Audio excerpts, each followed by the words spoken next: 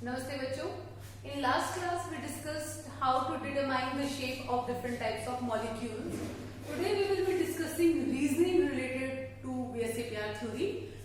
So first question is, मान लीजिए मैंने आपको 3 मॉलिक्यूल्स दिए और उन लोगों को शेप बनानी आती है तो हम लोग आंसर्स जो है रीजन आसानी से निकाल सकते हैं.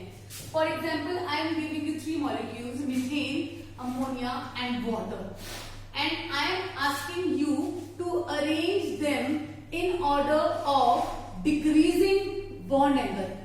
ये 3 मॉलिक्यूल्स हैं और इनको डिक्रीजिंग बॉन्ड एंगल के अकॉर्डिंग अरेंज करना है. कैसे करेंगे? सबसे पहले हम लोग इनकी शेप्स बनाएंगे. लास्ट क्लास में मैंने आपको शेप्स बनानी सिखा दी थी, तो अब मैं सीधा डायरेक्टली शेप ड्रॉ कर रही हूँ. अगर मैं मीथेन की शेप ड्रॉ करूंगी तो मीथेन की शेप होती है टेट्राहेड्रल विद sp3 हाइब्रिडाइजेशन. इसमें बच्चों जो बॉन्ड एंगल होगा और दूसरा जो है that is ammonia, it is having pyramidal shape with 1 lone pair. एक लोन पेयर होगा और इसी में टेट्राहेड्रल में जब 2 लोन पेयर आ जाएंगे तो बेंड और वी शेप बनेगी. That will be the shape of water molecule like this. अब हम लोग कैसे पता लगाएंगे कि किसका बॉन्ड एंगल ज्यादा होगा और किसका बॉन्ड एंगल कम होगा? देखिए ये जो मॉलिक्यूल है इसमें मुझे एक टाइप की ही रिपल्शन दिख रही है. क्या ये जो बॉन्ड पेयर है ये इस बॉन्ड पेयर को रिपेल कर रहा होगा? मींस इस पूरे मॉलिक्यूल के अंदर एक ही टाइप की रिपल्शन है, that is bond pair repulsion. जो बॉन्ड पेयर के जो इलेक्ट्रॉन्स हैं they are repelling each other. इसमें देखिए हम लोग तो बॉन्ड पेयर रिपल्शन तो है ही, लेकिन बॉन्ड पेयर के अलावा ये लोन पेयर भी तो बॉन्ड पेयर को रिपेल करेगा. तो इसमें 2 रिपल्शन होगी, एक तो बॉन्ड पेयर और दूसरी लोन पेयर रिपल्शन. अगर इसमें देखेंगे तो लोन पेयर भी है, बॉन्ड पेयर भी है और ये लोन पेयर आपस में भी एक दूसरे को रिपेल करेंगे. तो इस मॉलिक्यूल में 3 types of repulsions are there. Lone pair repulsion, then there is also present lone pair bond pair repulsion, and third here there is present bond pair repulsion. अब जो मैंने तुम्हें आपको बताया था कि गिलेस्पी और नायहॉल ने जो है रिफॉर्म किया था, उन्हें कहा था जो हमारे पास मैग्नीट्यूड होगा that of lone pair repulsion is greater than lone pair bond pair repulsion, and that is greater than bond pair repulsion. Lone pair repulsion जो है उसका मैग्नीट्यूड सबसे ज्यादा स्ट्रॉन्ग होगा repulsion. Then comes lone pair और bond pair के बीच में जो रिपल्शन होगा वो कंपैरेटिवली कम होता है, उसका जो मैग्नीट्यूड होता है वो कम होता है. तो अगर हम लोग ध्यान से देखें, क्योंकि इस मॉलिक्यूल में क्या है, सिर्फ बॉन्ड पेयर रिपल्शन है, ये बॉन्ड्स आपस में एक दूसरे को रिपेल कर रहे हैं, तो बच्चों बॉन्ड एंगल क्या होगा? खुलेगा. लेकिन इसमें क्या हुआ, ये लोन पेयर इस बॉन्ड पेयर को रिपेल करेगा, प्लस इसका जो मैग्नीट्यूड है वो इस बॉन्ड पेयर रिपल्शन से क्या है? ज्यादा है. तो क्या हुआ, इसने इसको रिपेल किया, ये इन टर्न इसको रिपेल करेगा, बॉन्ड एंगल जो होगा वो क्या हो जाएगा? कम हो जाएगा. Same concept is applied here also. ये लोन पेयर आपस में एक दूसरे को रिपेल करेंगे, फिर ये इसको रिपेल करेगा और इस वजह से इसका बॉन्ड एंगल सबसे कम होगा. कहने का मतलब अगर मैं इसको डिक्रीजिंग बॉन्ड एंगल के अकॉर्डिंग अरेंज करूं तो मीथेन का बॉन्ड एंगल सबसे ज्यादा होगा और वाटर का बॉन्ड एंगल सबसे कम होगा. रीजन क्या होगा? क्योंकि जो मीथेन है उसमें सिर्फ बॉन्ड पेयर रिपल्शन प्रेजेंट है, इसीलिए बॉन्ड एंगल क्या होगा? खुलेगा. लेकिन वाटर में क्या है? 3 types of repulsions are present, plus जो मैग्नीट्यूड होता है वो लोन पेयर रिपल्शन का क्या होता है? सबसे ज्यादा होता है, इसीलिए उसका बॉन्ड एंगल क्या होगा? सबसे कम होगा. इवन अगर मैं आप लोगों को बॉन्ड एंगल बताऊं तो मीथेन में होगा 109.5 डिग्री और अमोनिया के केस में होगा 107.5 डिग्री और वाटर के केस में जो बॉन्ड एंगल होता है वो होता है 104.5 डिग्री. ये तो एक टाइप का क्वेश्चन था जिसमें हम लोग क्या करेंगे, मॉलिक्यूल्स की शेप बनाएंगे और शेप बनाकर हम लोग चेक करेंगे इसमें कौन कौन से रिपल्शन है और उसके अकॉर्डिंग हम लोग क्या कर सकते हैं? एंगल का पता लगा सकते हैं. मान लो अगर मेरे पास जो मॉलिक्यूल है उसकी शेप सेम हो, तब हम लोग कैसे निकालेंगे? फॉर एग्जाम्पल मैं 3 मॉलिक्यूल्स लिख रही हूं. फॉर एग्जाम्पल अमोनिया 2 लेते हैं और फॉस्फीन.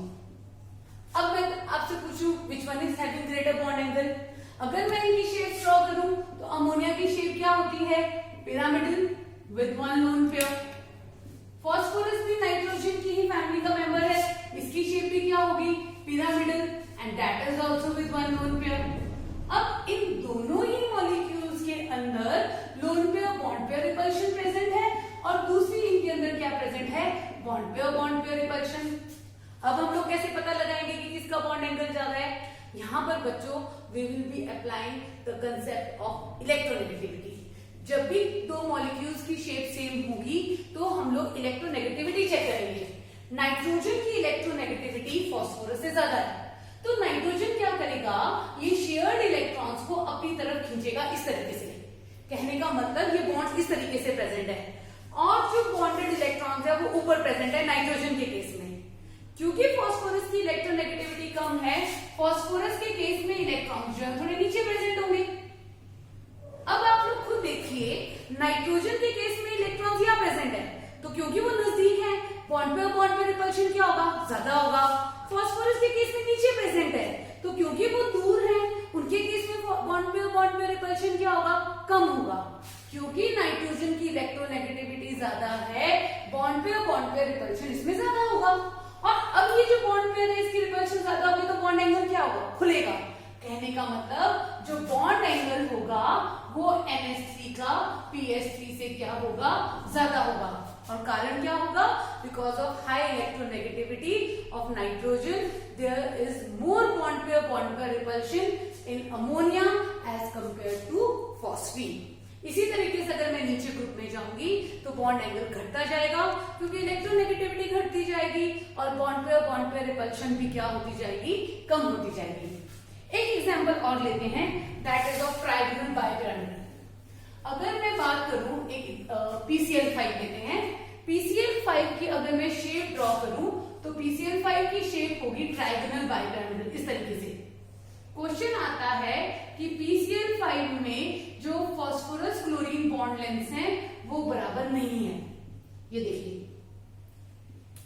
ये जो बॉन्ड्स होते हैं बच्चों, जो पिरामिड्स की तरफ पॉइंट कर रहे हैं, इन बॉन्ड्स को हम लोग बोलते हैं axial bond. Two types of bonds are present in PCl5, 2 are axial and 3 are equatorial. ये जो 3 बॉन्ड्स हैं इनको हम लोग बोलते हैं इक्वेटोरियल बॉन्ड्स। अब ये जो इक्वेटोरियल बॉन्ड्स हैं ये एक्सियल बॉन्ड को रिपेल करते हैं, एक्सियल बॉन्ड्स जो हैं वो इक्वेटोरियल बॉन्ड को रिपेल करते हैं। क्वेश्चन है कि PCl5 में, in PCl5 all phosphorus chlorine bond lengths are not equal. Phosphorus chlorine bond lengths जो हैं PCl5 में वो बराबर नहीं है। आंसर क्या होगा, बिकॉज जो एक्सियल बॉन्ड्स हैं उनको मैंने क्या कहा, इक्वेटोरियल बॉन्ड्स वाले रिपेल करते हैं। ये एक्सियल बॉन्ड है। इक्वेटोरियल बॉन्ड कितने हैं, 1 2 3।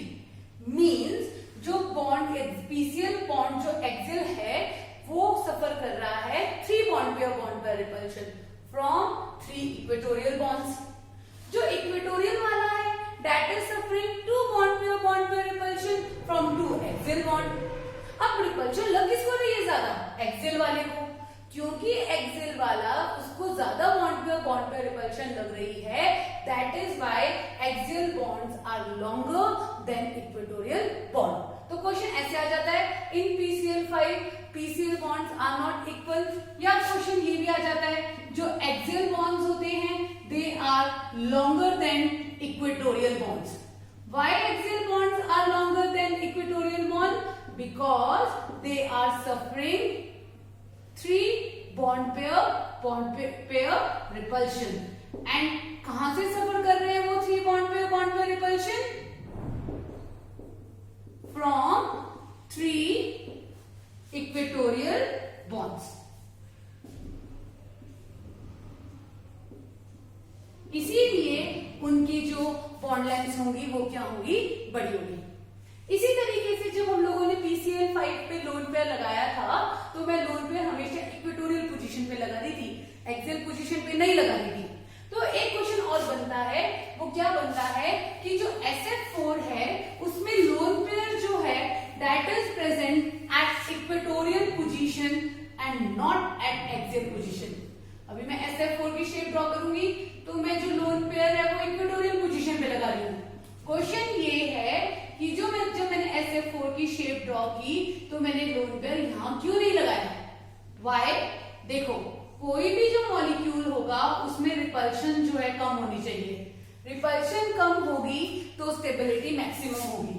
ये मेरे पास एक्सियल पोजीशन है और ये मेरे पास इक्वेटोरियल पोजीशन है।